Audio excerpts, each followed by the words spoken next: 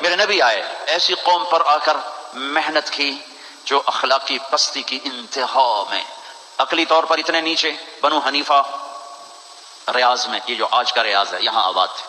کھجوریں بہت تھیں اس وقت بھی، اب ایک سال کھجوریں ضرورت سے زیادہ ہو گئیں تو انہوں نے اکٹھا کر کے ان کا ایک بت بنایا اور پورا سال اس کو سجدہ کرتے رہے، پورا سال اس کی پوجا کرتے رہے۔ اگلا سال آیا، کھجوریں تھوڑی تھیں تو سارے بیٹھ کے مشورہ کریں اب کیا کریں، کہنا چلو خدا جی نو کھا لینے ہیں، تو اسی بت کو توڑ تاڑ کے تقسیم کی، بہت بڑا بت بنایا، ایک سال اس کی پوجا کرتے رہے۔ یہ لیول تھا جب میرے نبی تشریف لائے، یہ پستی تھی جب آپ تشریف لائے، اور خونخاری کیسی تھی؟ ایک شاعر کے شعر سے آپ کو اندازہ لگے گا کہ وہ خونخوار کیسے تھے۔ یا رب فلا تجعل حیاتی مذلة ولا موتتی بین النساء النوائح، اے میرے رب میری زندگی میں مجھے ذلت نہ دکھانا اور میری موت چارپائی پہ نہ دینا،